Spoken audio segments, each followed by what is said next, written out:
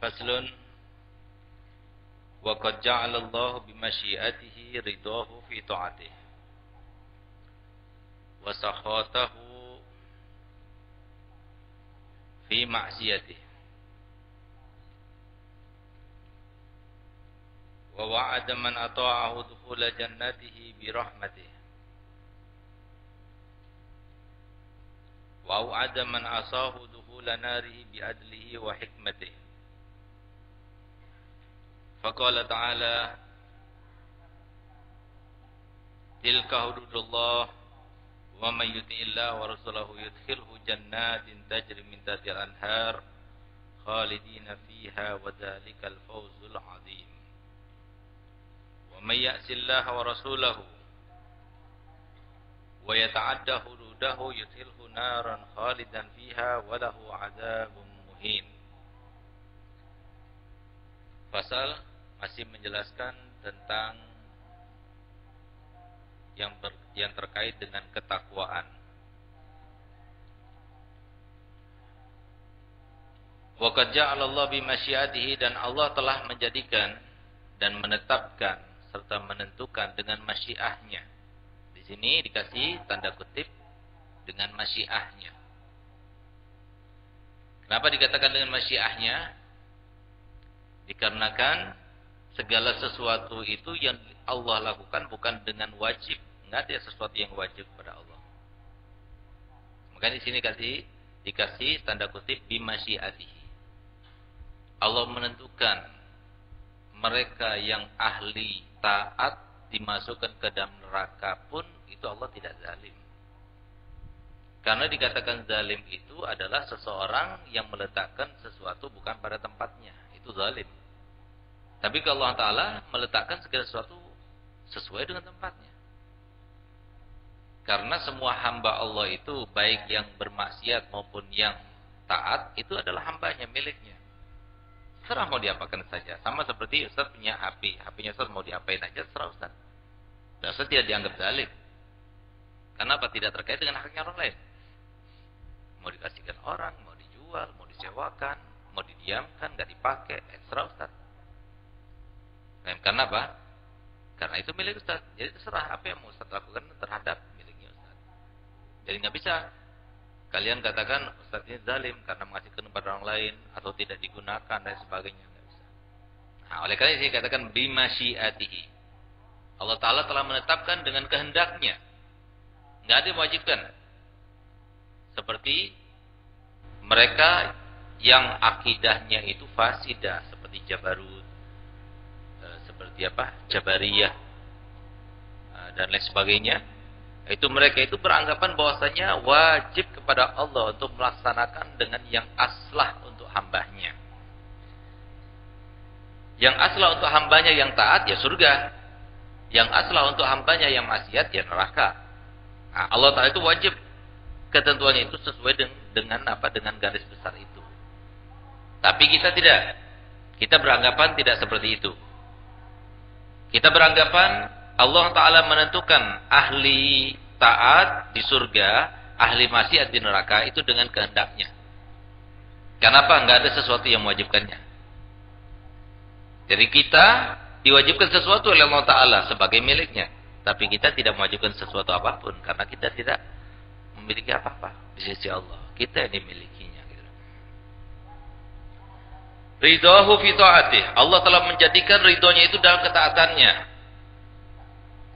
Wa sakhatahu fi ma'siyatih, dan murkanya Allah di dalam kemaksiatannya. Nah, jadi kalau mau tanya bagaimana cara saya mendapatkan ridhonya Allah? Ya dengan banyak taat. Bagaimana caranya supaya kita mendapatkan murkanya Allah? Ya dengan maksiat. Naudzubillah. Nah, jadi barang siapa yang berada di dalam jalur ketaatan, berarti dia di dalam jalur untuk mendapatkan ridho Allah. Dan barang siapa yang berada di dalam jalur kemaksiatan, berarti dia berada di dalam jalur mendapatkan murka Allah. Itu ketentuan Allah, bukan kewajiban. Tapi kehendaknya Allah seperti itu memang. Nah, oleh karenanya Allah SWT melalui lisan Nabi-Nya Muhammad SAW telah menetapkan 3 hal tersimpan dalam 3 hal. Dan memang sengaja Allah jadikan itu samar, tidak tampak, sebagai rahmat bagi hamba-hambanya, supaya dia itu lebih giat, lebih semangat. Apa itu? Di dalam hadisnya Nabi SAW bersabda, Innallaha ahfa salatan fi salatin. Allah menyimpan 3 hal dalam 3 hal. Allah menyamarkan 3 hal dalam 3 hal. Apa itu? Annallaha akhfa ridahu fi ta'atih. Allah menyembunyikan keridoannya dalam ketaatan. Ketaatan kepada Allah itu kan banyak macamnya. Banyak coraknya. Banyak bentuknya. Ada yang bentuk sholat, ada bentuk sedekah, ada bentuk baca Al-Quran, ada bentuk akhlak yang baik, dan lain sebagainya. Ini hunaka muaddif au kibar kabiran min kunna liajal yamna alladhi yatakallam yamna wahid min al-kibar. Paham? Jadi sesuai dengan kehendaknya Allah Ta'ala, Allah menyimpan 3 hal dalam 3 hal. Yang pertama, Allah menyimpan ridhonya dalam ketaatan. Ketaatan yang mana? Kita nggak tahu ketaatan yang mana. Bisa jadi ketaatan yang kita remehkan, di situ ada ridhonya Allah.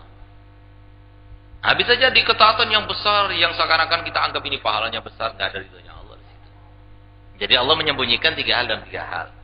Nah, coba lihat bagaimana para aulia, para ulama yang besar-besar itu, mereka itu justru mendapatkan rahmatnya Allah dengan dimasukkan dalam surga karena pekerjaan yang remeh-remeh. Makanya jangan pernah meremehkan suatu pekerjaan yang taat. Tapi ulama menggarisbesarkan segala sesuatu itu memang Allah sembunyikan. Tujuannya itu apa? Supaya kita itu lebih giat, lebih semangat, dan tidak merendahkan dan tidak meremehkan gitu. Jadi semua pekerjaan selama itu pekerjaan taat, kita laksanakan semuanya gitu. Tidak meremehkan satupun daripada pekerjaan taat. Itu maksudnya, tujuannya Allah. Berarti karena rahmatnya Allah kepada hambanya. Tapi garis besarnya bisa kita ketahui. Apa itu garis besarnya? Garis besarnya itu diambil daripada hadisnya Nabi yang berbunyi, Irhamu man fil ardi yarhamukum man fis sama. Itu garis besarnya. Jadi semua ketaatan, walaupun itu adalah sebuah ketaatan yang nilainya itu tidaklah besar di mata kita, mata manusia. Tapi kalau ada unsur rahmatnya, bisa jadi itu adalah sebuah ketaatan yang di balik ketaatan itu ada ridhonya Allah. Nah, jadi itu. Makanya yang berkaitan dengan rahmat Allah itu harus kita jalankan dan menjadi sifat dan tabiat kita. Faham? Nah, semua yang berkaitan dengan rahmat. Karena apa? Karena sudah digariskan, siapa yang merahmati yang di dunia, maka dia akan dirahmati yang di atas langit sana. Dan sebaliknya, barang siapa yang tidak merahmati yang di dunia, maka dia tidak akan dirahmati oleh yang di langit sana. Jadi garis besarnya itu dari situ. Nah, oleh karenanya, jadi hati-hati dengan pekerjaan yang bertentangan dengan rahmat. Dan usahalah untuk selalu mengerjakan dan tidak meremehkan perbuatan yang ada di situ rahmatnya Allah. Satu contoh, lihat. Imam Ghazali dengan kebesarannya, dengan kitab-kitabnya, dengan keilmuannya yang sangat agung dan tidak terbantahkan beliau. Di zamannya beliau sendiri. Sebagaimana gurunya juga di zamannya sendiri. Siapa gurunya? Imam Haramain, Abdurrahman bin Muhammad Al-Juwaini. Beliau itu di zamannya, beliau hanya satu. Tidak ada yang bisa menandinginya. Begitu pula muridnya, Al-Imam Ghazali, juga seperti itu. Satu, tidak ada tandingannya. Beliau yang mengarang kitab Ihya Ulumuddin, yang berbicara sangat-sangat mendetail masalah ilmu tasawuf dan bagaimana cara membersihkan hati, membersihkan jiwa, dan memperbaiki akhlak. Ya kan? Nah, tapi justru beliau itu masuk surganya bukan karena jariyah ihya'nya, bukan karena dakwahnya, bukan karena amal sholatnya, tidak. Tapi justru dia itu masuk surga itu karena suatu waktu ketika dia sedang menulis, tiba-tiba dia melihat seekor lalat sedang hinggap minum dari tintanya itu. Sehingga ketika dia memasukkan, dulu kan tidak ada pulpen seperti yang kita punya sekarang ini. ketika mau nulis dulu, masukkan dulu ke tinta, nulis. Nanti lagi nulis gitu. Nah, ketika dia akan masukkan ada lalat, dibiarkan. Setelah selesai baru dia lanjutkan lagi. Karena sebab itulah dia mendapatkan rahmatnya Allah. Coba lihat. Imam Junaid yang dikatakan sebagai yang memprakarsai ilmu tasawuf. Imam Junaid. Beliau adalah seorang imam yang pertama kali memimpin tasawuf, itu adalah Imam Junaid. Ah, itu beliau juga seperti itu. Mujahadahnya luar biasa, kitab-kitabnya luar biasa, dakwahnya luar biasa. Tapi ternyata dia diimpikan dan ditanya oleh muridnya, bagaimana kau masuk surga dan mendapatkan rahmat Allah? Dijawab olehnya, Galia, telah pergi rakaat-rakaatku, telah hilang segala macam tangisan-tangisanku. Ternyata yang dilihatnya, yang dipandangnya sebagai sebab aku mendapatkan rahmatnya Allah adalah ketika aku suatu malam membersihkan masjidnya Allah dari kotoran. Nyapu sekali tok. Ini rumah Allah, disapu. Karena ada kotoran, dibersihkan. Karena itulah kemudian Allah Ta'ala, dia mendapatkan rahmatnya Allah SWT. Karena sebab yang remeh. Ada seseorang wanita yang ketika dia itu dimandikan oleh pemandinya tatkala dia sudah meninggal dunia, dimandikan, mandi mayit itu. Subhanallah, ketika dimandikan dia tersenyum. Coba terjadi sekarang. Kita akan lari, ini tersenyum. Heran. Yang memandikan itu heran, kok bisa baru kali ini saya memandikan mayit. Ketika aku mandikan dia tersenyum. Subhanallah, pada malam harinya dia bermimpi. Dalam keadaan sudah berpakaian dengan pakaian yang sangat megah. Berpakaian dengan pakaian yang indah, berada di dalam kursi yang terbuat daripada emas, yang dihiasi dengan bermacam-macam batu permata. Ketika ditanya, kenapa? Engkau waktu aku mandikan, aku melihat kau dalam keadaan ketawa. Iya, karena itulah yang menjadikan, aku diterima oleh Allah Ta'ala dan dirahmati, itu karena suatu pekerjaan yang sangat-sangat menggelikan diriku. Karenanya aku tersenyum pada waktu engkau mandikan aku. Apa itu? Dikatakan, katanya, aku ini setiap hari sedekah. Setiap hari aku sedekah. Pagi hari setelah aku sholat subuh, langsung aku keluar untuk cari orang untuk aku sedekahi. Supaya sebelum terjadi sesuatu yang tidak aku kehendaki, maka aku sudah terbentengi dengan sedekahku itu. Suatu waktu, ketika aku mencari orang yang mau menerima sedekahku, aku tidak dapatkan. Aku cari sana sini, nggak dapatkan orang yang menerima sedekahku. Akhirnya aku mendapatkan anaknya kuda. Anaknya kuda. Maka aku berikan roti itu kepada anak kuda, dimakan sama kudanya. Kalau kuda Arab kan makan roti. Kalau di sini mungkin nggak mau dikasih roti. Tapi kalau di Arab, kambing, sapi, kuda, itu roti itu dimakan, tempe dimakan. Itu di Saudi sana gitu. Nah, sehingga apa? Dikasihkan ke anaknya kuda itu sampai habis. Subhanallah, ketika ditimbang-timbang amalnya itu pertama kali yang diterima oleh Allah Ta'ala dan menjadi sebab dia mendapatkan rahmatnya Allah, itu roti yang diberikan kepada anaknya kuda itu. Makanya dia senyum. Nah, coba lihat. Karena sesuatu yang sangat-sangat remeh. Kita lihat lagi kembali kepada ceritanya Bani Israel, di mana Nabi kita Muhammad SAW bercerita tentang seorang wanita yang pekerjaannya itu sebagai pelacur, menjual dirinya. Sehingga suatu waktu beliau kehausan, pergi ke sumur. Ketika dia berangkat ke sumur, ternyata ada seekor anjing yang dia itu juga haus. Tandanya dia mengeluarkan lidahnya, seperti layaknya orang yang sedang kehausan. Padahal dia tidak mendapatkan timba, nggak ada talinya juga. Akhirnya apa?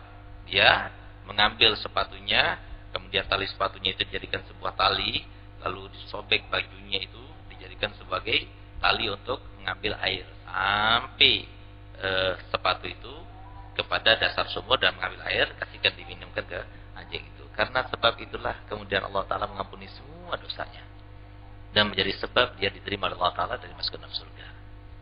Nah, ini tandanya. Jadi semua yang saya dikatakan itu semuanya itu berkaitan dengan garis besar tadi, yaitu irhamu man fil ardi yarhamukum sama. Karena apa? Karena semua manusia itu adalah iyalullah. Kata Nabi sallallahu alaihi wasallam, "An-nasu iyalullah wa khairun nas anfa'uhum li'iyalillah." Jadi yang namanya manusia itu adalah keluarganya Allah.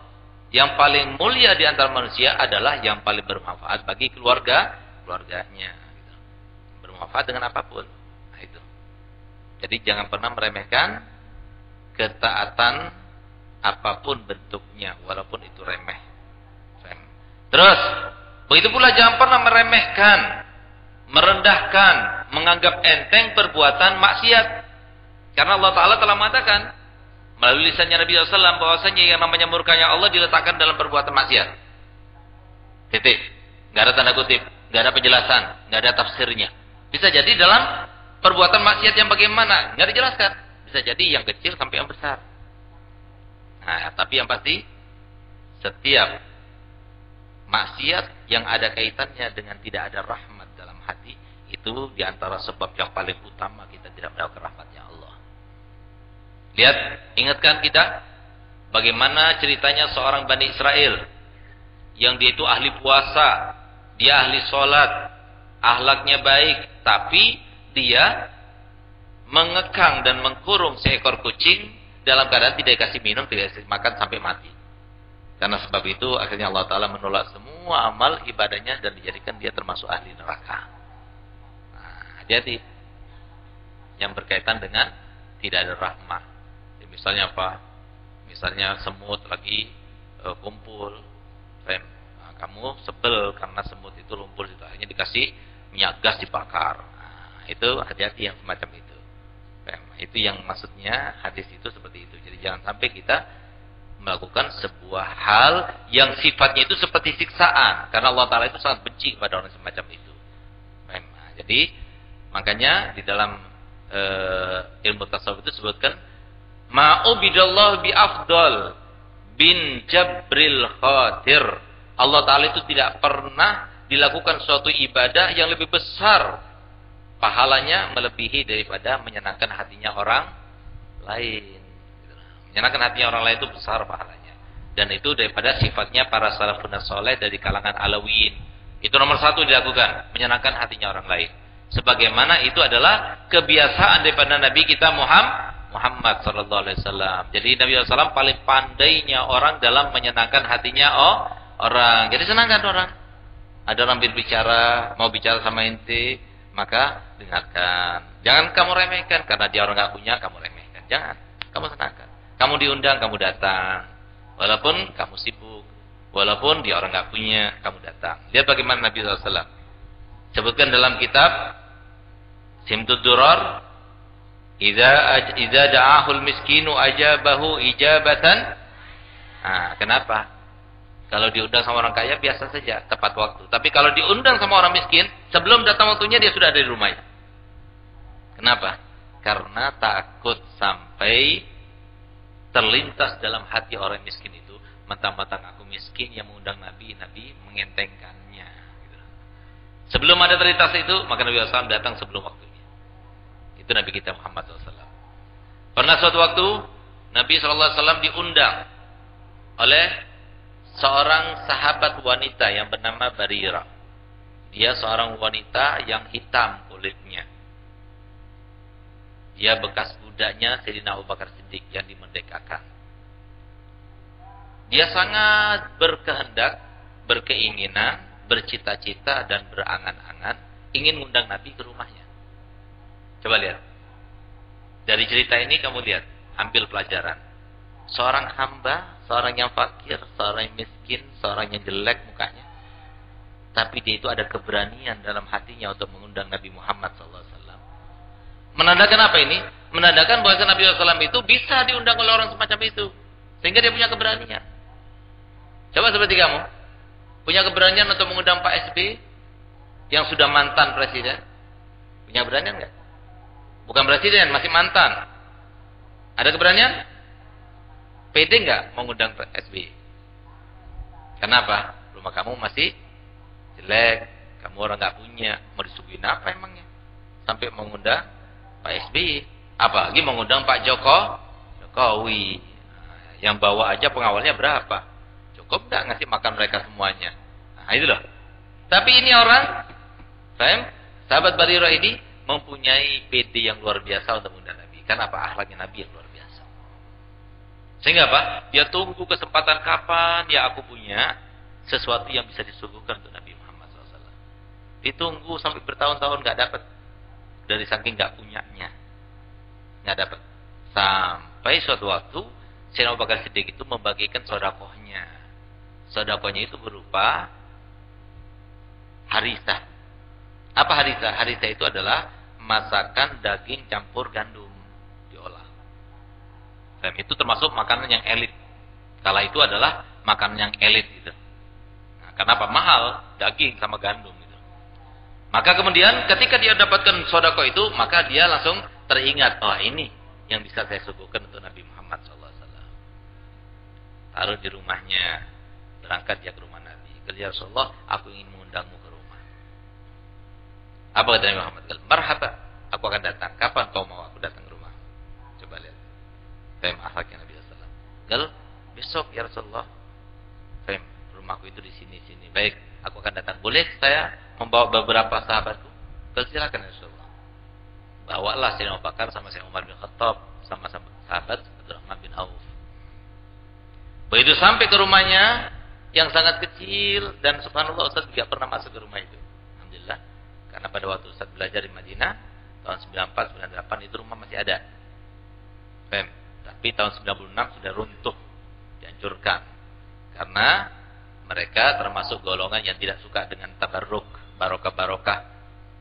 Bekas-bekas sejarah itu nggak boleh. Karena apa? Nanti dimintai barokah sama orang Indonesia dan sebagainya gitu. Makanya dibongkar semuanya. Masjid Sab'ah dibongkar, tempat kelahiran Nabi dibongkar, sampai rumahnya Nabi dengan Sayyidah Khadijah dibongkar, semuanya dibongkar. Nah, itu mereka. Dulu dibagi di Ma'la itu ada kubahnya. Dibongkar semuanya. Jadi akhirnya tinggal Nisa kasih batu-batu saja. Nah, kenapa nggak boleh ziarah kubur? Syirik itu. Nah, itu. Semoga kita bukan termasuk yang golongan seperti itu. Dan semoga kalian nggak punya suami seperti itu dan keluarga seperti itu. Nah, karena biasanya seperti itu berarti memang tidak dikehendaki oleh Nabi Muhammad SAW. Ya. Nauzubillah.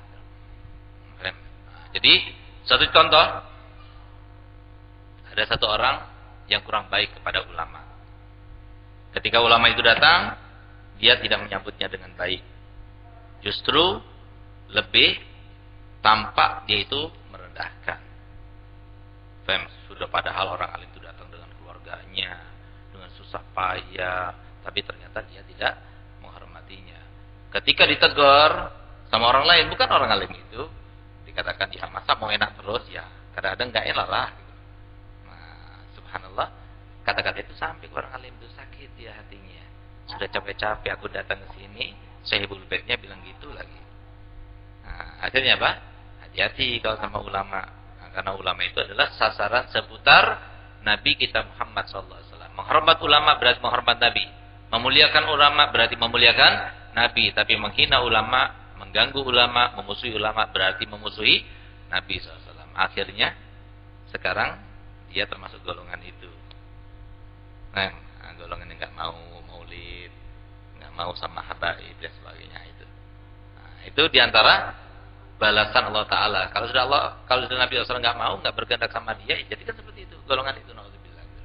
Nah, karena golongan yang benar adalah golongan yang ada keluarga Nabi di situ dan sahabat Nabi di situ. Tapi kalau saya benci kepada keluarga Nabi, atau tidak mengikuti ajaran keluarga Nabi SAW, maka bisa jadi itu adalah termasuk ajaran yang tidak benar. Karena apa? Ajaran yang dibawa ke Nusantara ini adalah ajaran yang dibawa oleh keluarganya Nabi Muhammad SAW. Semuanya keluarganya Nabi. Siapa itu? Wali Songo. Wali Songo itu adalah keturunan Nabi SAW. Dia mengislamkan Indonesia semuanya tanpa peperangan.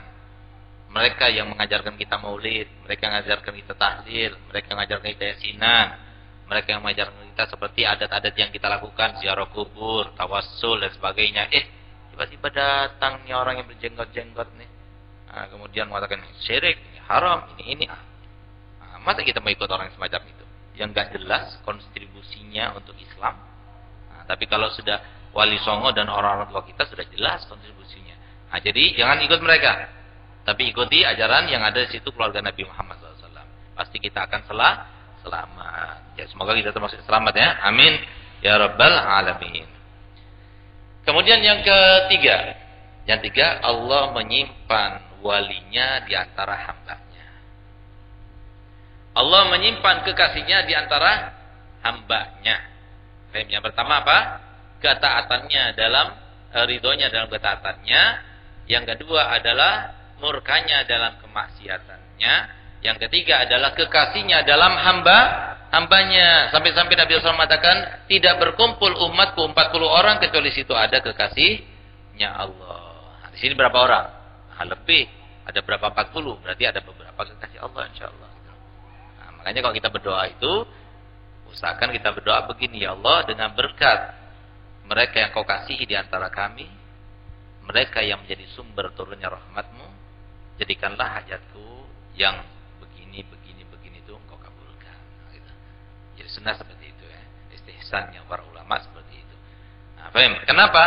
Nah, karena hambanya Allah itu bisa jadi sekarang menjadi orang yang sangat-sangat maksiat, tapi besok jadi hambanya Allah yang paling cintai. Bisa nggak seperti itu? Bisa. Contohnya mana? Banyak. Seperti siapa? Sahabat Nabi. Siapa yang nggak tahu Sayyidina Umar bin Khattab? Sayyidina Umar bin Khattab ini pada zamannya jahiliyah dia termasuk yang mengganggu Nabi. Dia termasuk yang membunuh anaknya. Berapa anaknya dibunuh? Makanya Sayyidina Umar itu kadang-kadang dia menangis, kadang-kadang dia ketawa. Ketika ditanya oleh sahabatnya, kenapa kau kadang-kadang menangis, kadang ketawa? Ya, ketika aku menangis, aku mengingat kepada anakku. Di mana aku punya anak sangat lucu. Aku sangat mencintainya. Ketika aku sudah punya anak perempuan, aku bunuh.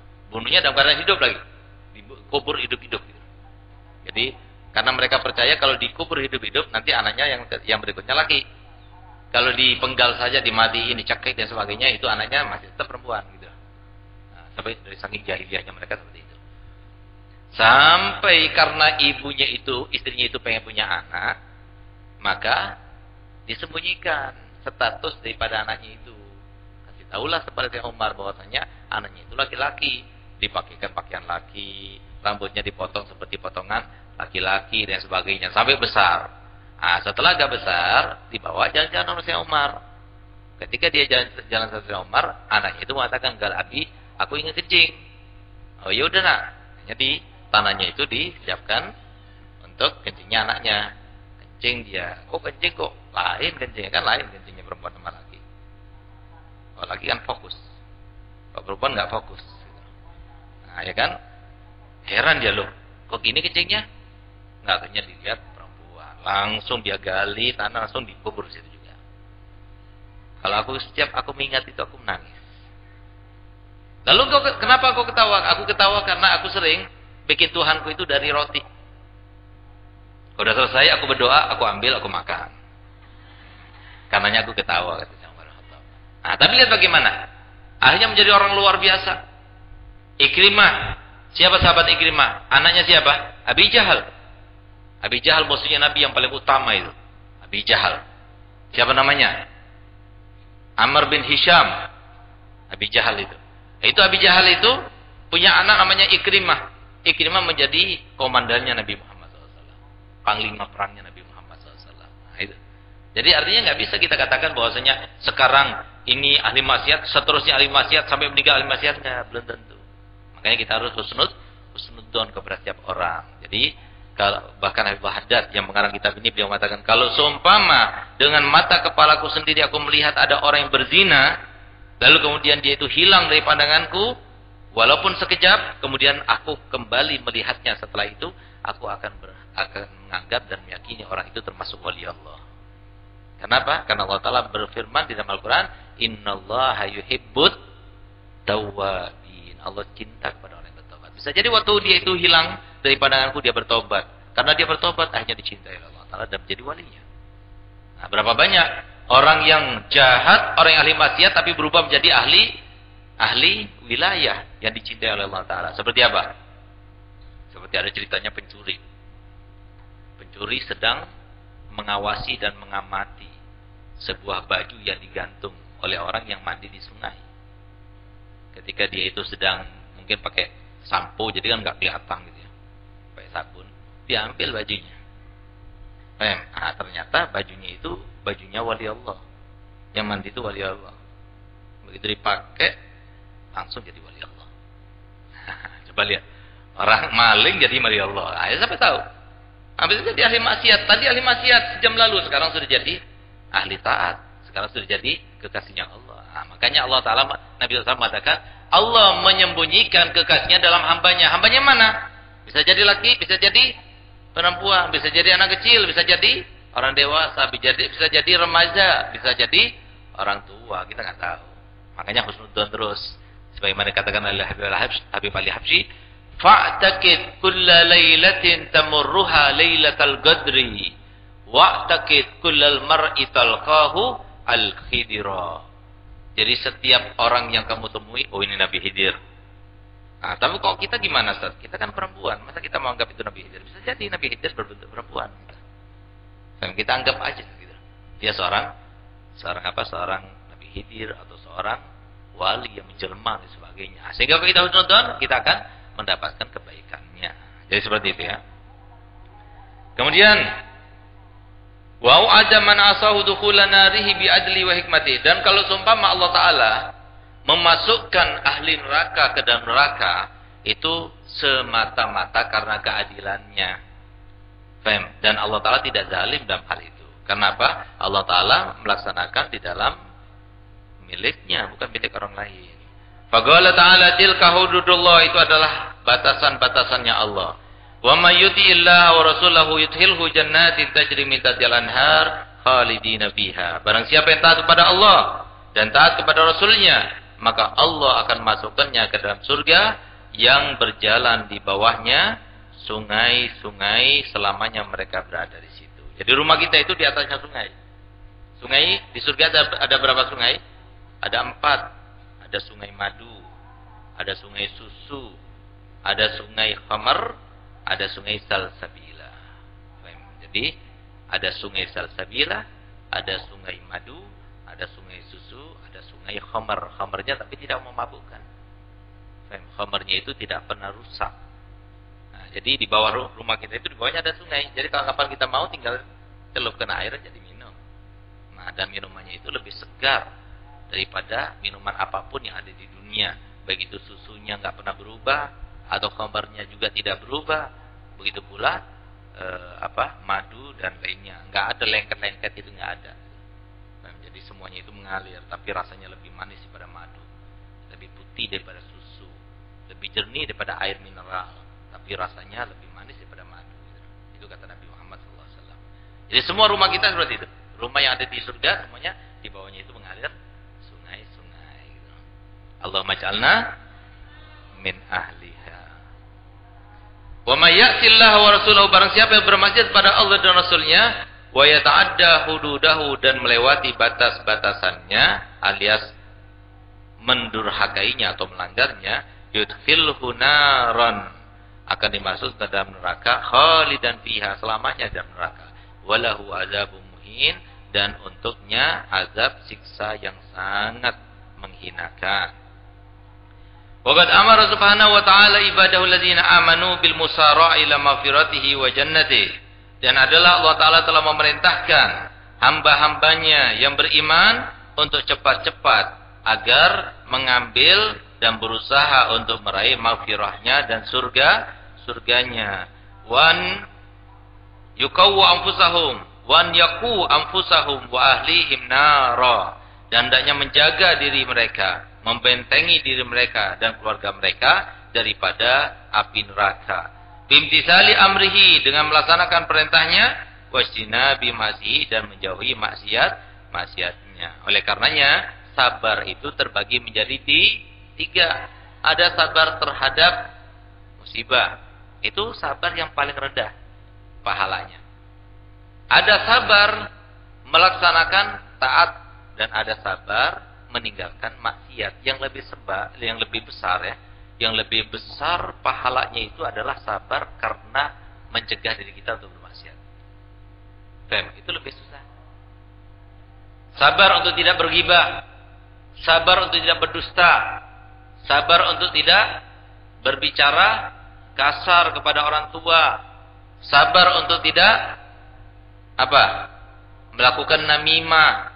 Sabar untuk tidak berbicara dengan yang menyakitkan. Sabar untuk tidak melukai perasaan orang lain. Nah, itu sabar itu adalah sabar nomor pertama. Nah, itu lebih susah daripada sabar hanya untuk melaksanakan taat. Gitu. Jadi lebih susah mana? Kita sholat terus istiqomah atau kita menjaga diri istiqomah untuk tidak bermaksiat? Lebih susah untuk tidak bermaksiat. Nah, itu. Kemudian faqala ta'ala, maka Allah Ta'ala firman, wasari'u ila maghfiratin min rabbikum. Hendaknya kalian cepat-cepat untuk mendapatkan maghfirah daripada Tuhanmu. Kenapa kok disuruh cepat-cepat? Karena yang namanya kehidupan itu adalah berpacu dengan kematian. Kita nggak tahu kapan matinya. Makanya Allah Ta'ala yang penting sekarang kalau kamu sudah tidak tahu kapan matinya, cepat-cepat. Jangan dilambatkan, jangan ditunda-tunda. Berusahalah. Apa yang bisa kamu lakukan, kamu lakukan. Jangan kamu remehkan pekerjaan, kebaikan apapun juga. Seperti lihat bagaimana Nabi kita Muhammad SAW. Ketika bangun dari tidurnya, di rumahnya Sayyidatuna Aisyah, maka kemudian beliau itu bertayamum dulu sebelum pergi ke kamar mandi. Ditanya oleh Sayyidatuna Aisyah, ya Rasulullah, kenapa kau tayamum? Padahal kamar mandi, engkau juga berangkat ke sana untuk mengambil air wudu. Apa jawaban Nabi Muhammad SAW? Iya, karena aku takut sebelum sampai ke kamar mandi aku meninggal dulu. Sehingga aku ingin aku meninggal dalam keadaan suci, walaupun suciku dengan tayamum tadi. Coba lihat. Dan disebutkan dalam hadis Nabi SAW bersabda, hendaknya seseorang itu setiap kali makan, masukkan suapan. Setiap masukkan suapan, maka kita meyakini bahwasanya suapan yang kedua bisa jadi nggak sampai bagi kita sudah meninggal. Kita tidak melangkah kecuali langkah yang berikutnya itu tidak akan sampai kecuali kita sudah meninggal. Kalau kita bisa merasakan seperti itu, itulah orang yang beriman, itulah orang yang bertakwa, sehingga dia itu akan berhati-hati dalam segala hal, dalam semua tindakan dan dalam semua ucapan. Itu maksudnya. Oleh karena saya katakan wasari'u ila maghfiratin min rabbikum wa jannatin 'arduha samawati wa 'ardu iddat lil muttaqin, dan juga surga yang lebarnya itu seperti lebarnya bumi dan langit semuanya. Itu paling rendahnya ahli surga. Paling rendahnya ahli surga, dia akan mendapatkan seperti bumi ini sama langitnya. Ada yang mau? Ada yang mau enggak? Hah? Ustaz enggak mau. Ustaz pengen yang paling tinggi. Al-Firdausal A'la. Kalau Firdausal A'la itu kelihatan surganya Nabi langsung gitu. Jadi tetangga bersama Nabi Muhammad. Nah, kalau surga yang seperti bumi dan langitnya itu surga paling rendah. Kalau anak kecil kaum muslimin meninggal, itu masuk surga kayak gitu. Orang gila meninggal tuh, itu masuk surga seperti itu. Ustaz enggak bukan orang gila. Ustaz pengen yang lebih daripada itu. Artinya apa? Kita harus mempunyai motivasi yang tinggi. Nabi SAW yang mengajarkannya. Idza tas'aluna Allah fas'alullah al-afiyah. Kalau kamu mau minta pada Allah Ta'ala, minta yang enak-enak. Minta yang enak, jangan minta yang berat-berat. Nah, seperti apa? Minta pada Allah, ya Allah berikan aku sabar seperti sabarnya Nabi Muhammad. Ya kalau mampu, kalau nggak mampu. Iya kalau nggak dicoba. Kalau dicoba, mau dicoba dulu kan orang itu nggak tahu kan dikasih sesuatu itu memang terbukti pada dirinya atau tidak kecuali setelah dicoba. Misalnya apa? Ustaz, saya ini datang dengan predikat sebagai murid terpandai di pondokku di luar sana. Apakah langsung Ustaz percaya? Tapi dicoba dulu. Kamu sudah terlanjur bilang, ya Allah berikan aku sabar ya Allah seperti sabarnya Nabi Muhammad. Jadi coba. Seperti ada satu orang, dia itu ketika berziarah pada Nabi Muhammad, dia berdoa, ya Allah berikan aku ya Allah sabar seperti sabarnya Nabi Muhammad. Setelah doa, sholat jamaah. Ketika dia jamaah diapit sama orang-orang hitam dua besar-besar. Ketika dia itu sujud, dihimpit sama orang dua besar sehingga dia kehimpit. Dari saking nggak bisa nafas, sampai dia nangis. Di saat itulah dia ingat, berat juga yang minta doa sabarnya Nabi. Nah, makanya jangan minta yang macam-macam. Kalau minta itu yang enak-enak, ya Allah berikan aku surga Firdausul A'la tapi tanpa ujian. Berikan aku ya Allah meninggal dalam keadaan husnul khotimah, meninggalnya karena sakit kepala. Kan enak kan? Minta kan enak. Ya Allah berikan aku ya Allah suami yang wajahnya tampan, tinggi, putih, kaya, alim. Tapi dia sayang sama aku. Sempurna bagiku. Nah, dan aku tidak mempunyai cobaan dari yang lainnya. Kan boleh kan? Boleh. Allah Ta'ala itu bukan seperti kita perhitungan. Kalau kalian datang pada Ustaz, minta kitabnya yang mana? Kitabnya kita 16. Mau yang mana? Mau semuanya? Jangan dong. Kita baru kenal kok langsung mau minta 16. Nah, gitu. Ya beli. Jadi nggak merugikan gurunya. Gitu. Karena satu bilang gitu. Tapi kalau Allah Ta'ala nggak ada seperti itu. Mau minta berapa? 1 ya. Kenapa 1? Kurang. Minta 16. Kenapa 16? Kurang masih terus. Tambah banyak yang kita minta tambah senang Allah Ta'ala. Itulah bedanya manusia dengan Allah. Nah, jadi oleh karenanya kita minta kepada Allah Ta'ala. Semoga kita termasuk yang diberikan Allah Ta'ala dengan pemberian yang besar. Pemberian yang banyak. Tapi dengan amal-amal yang ringan. Cobaan-cobaan yang ringan. Dan semoga kita semuanya termasuk yang disejajarkan dengan Nabi Muhammad. Bertetangga dengan Nabi Muhammad. Tapi dengan cobaan yang ringan. Dan amal yang tidak berat. Dan sebagaimana engkau memerintahkan kami berdoa, maka kabulkanlah sebagaimana engkau janjikan kepada kami. Nah, dengan berkat wa qala ta'ala ya alladziina amanu qu anfusakum wa ahlikum nara wa quduhan nas wal hijara 'alaiha malaikatun ghiladun shidadun ya'sunallaha ma amarahum wa yaf'aluna ma yu'marun wa sirril Fatihah. أشهد أن لا إله إلا الله أستغفر الله نسألك رضاك والجنة ونعوذ بك من سخطك والنار أشهد أن لا إله إلا